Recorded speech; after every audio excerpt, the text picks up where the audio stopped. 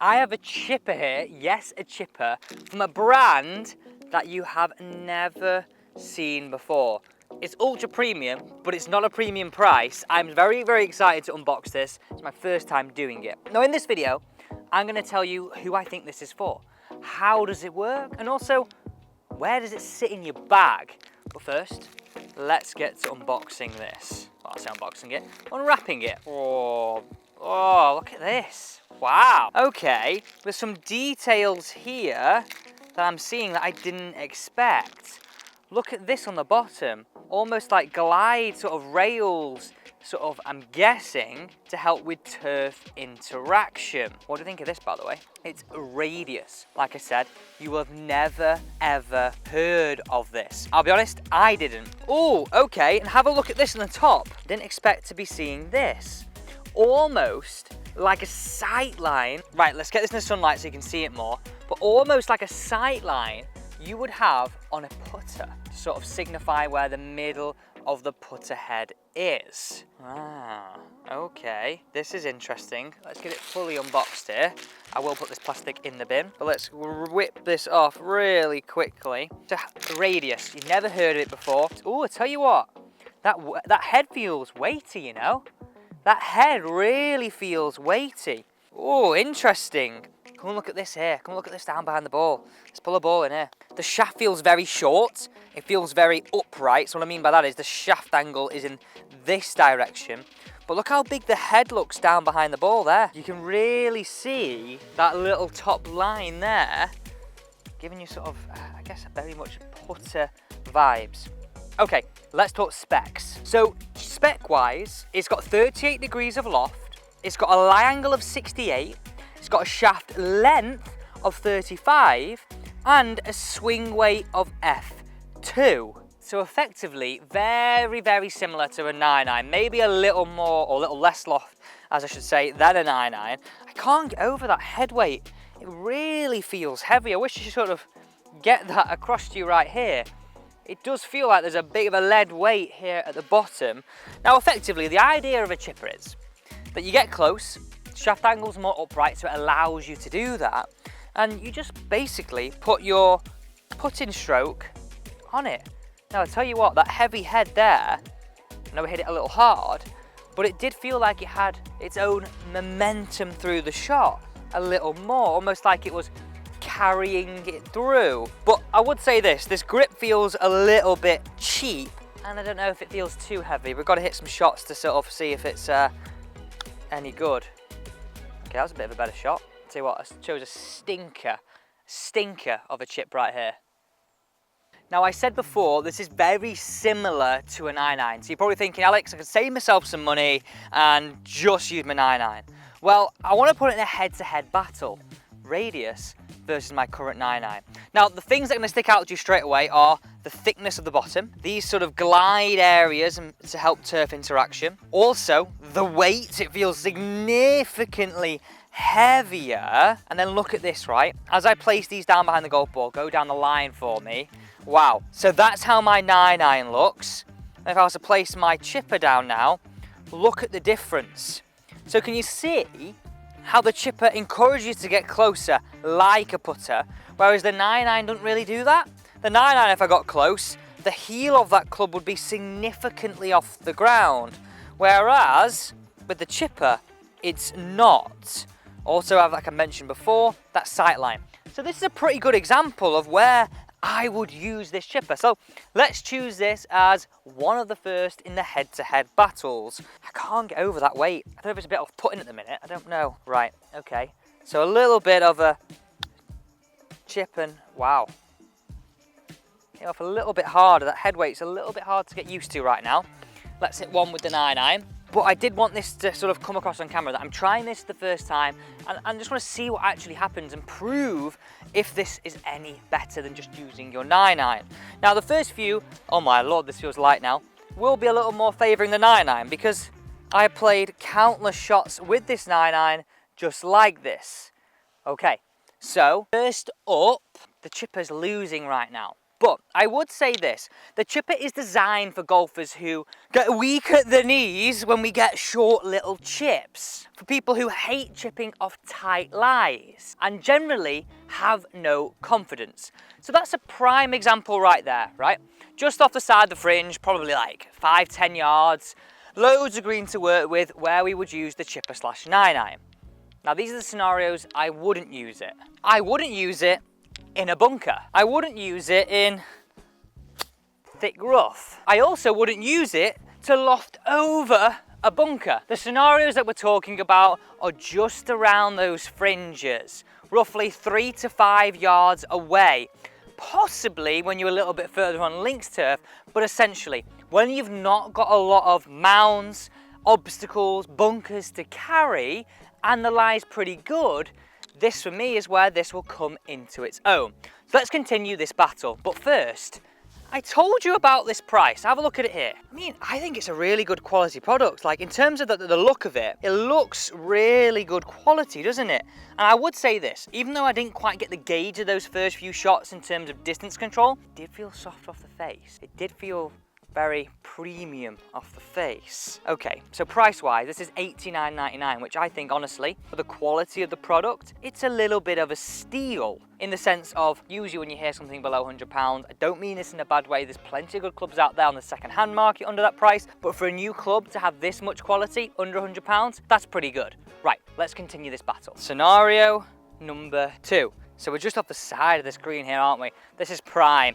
Got a little bit of sort of rough to go over, a bit of fringe. I can't get my putter out, well I could, but it's leaving it so open to getting caught up in here.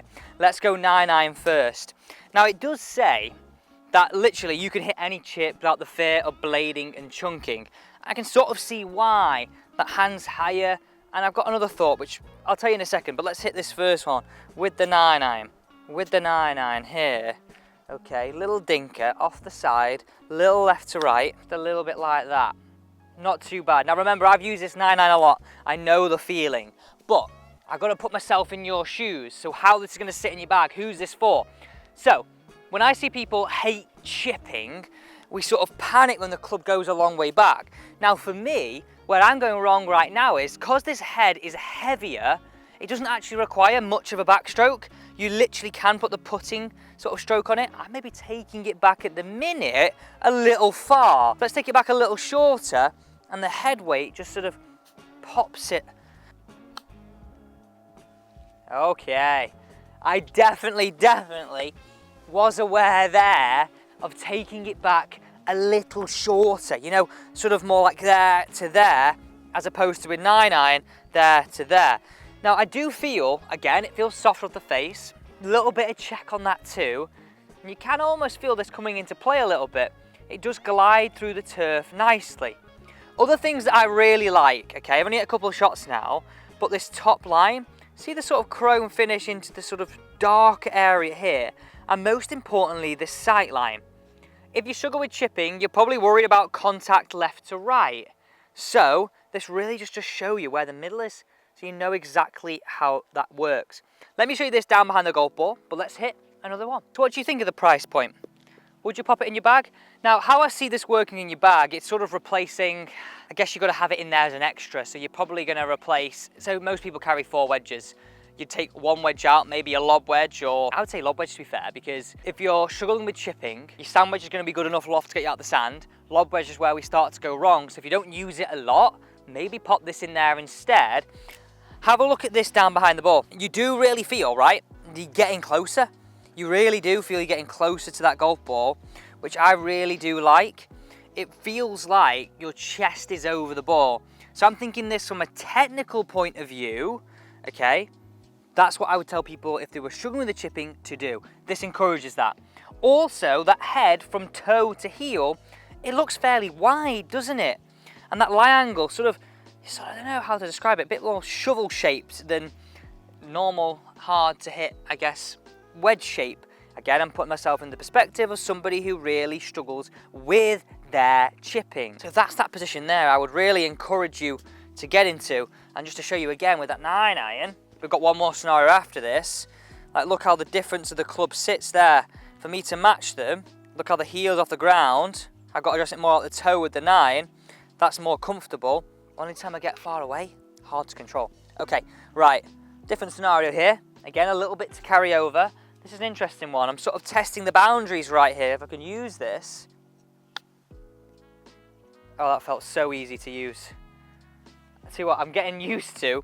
I literally felt like I was at below knee height. It literally was a putting stroke. That was literally a putting stroke. Literally a putting stroke. Okay, another one from here. Let's hit the 9-9. Let's see if I can play this one. Up the right. Ooh, a little fringe bounce. Simmer. Not a bad chip, I guess. Little fringe bounce. I'm starting to get used to that though. This is going to be a real tough one. I'm going to go top over here, down this slope. This is going to take a lot of feel, which I guess would maybe play into the hands of this. But I want to show you low down here off this tight lie. Like that would put the fear into anybody. So really at the back edge of this tight lie here. So for me, too much to go through putting. But come and look at this down here. You can sort of see how this back edge, if I sort of tilt it that way as well, would sort of interact with the ground a little bit. It would glide a little bit easier, and you can sort of see that upright angle just would work. I guess look at this, it's like that, just like that, just like that, rather than having to sort of get it so perfect. Oh, this is a really tough chip, this. Let's see which one comes in closer. Here we go. It's literally got to die on the top of this slope. I will go crazy if this goes in. Okay, out here, down here.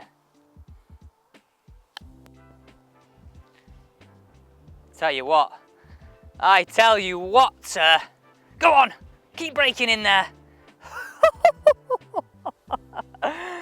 How good was that, by the way? Look at the size of this slope.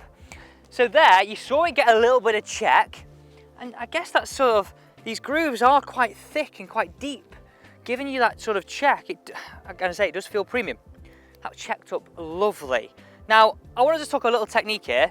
I'm not being all rigid with it. I'm just being like relaxed if I was putting a little bit of wrist in it, but because I'm closer and the shaft angle matches that club just interacts with that turf nicely. How good was that chip, by the way? I did think halfway through that could have dropped. Right, okay, 9-9. It is losing at the minute, this 9-9, by the way. This looks pretty good too. This looks pretty good too. I mean, I tell you what, for sure, you would take both of them, right? Somebody coming in. Who is this club for? Well, for somebody who really struggles with chipping and looking, right, think about where I've used it. They're what I would class as, for most people, must make up and downs, and the ones we have majority of the time. This club, for me, simplifies everything and fits the bill. If you're off the side of the green, just put your putting stroke on this. It will feel different because it is heavier. So if you're looking for a good quality club and a chipper for a good price point, this is that. How it fits in your bag, I'll be honest with you, if you struggle with chipping, just take out your lob wedge. That gets you in more trouble than it's worth. Get these little dinky chips right with this club. And finally, how does it look? Well, it does look like a chipper. So people are going to see it in your bag, and it's a brand nobody's ever heard of. But to be honest with you, look at that as an advantage. Because you're not paying for a big name, you're getting good quality at a better price. Interesting club. Let me know if you think you would pop this in the bag. Just look at that. The bottom, the thickness, this interaction with the turf, the face, and the sight line. All things you have on a putter, now on a chipper. Thanks for watching.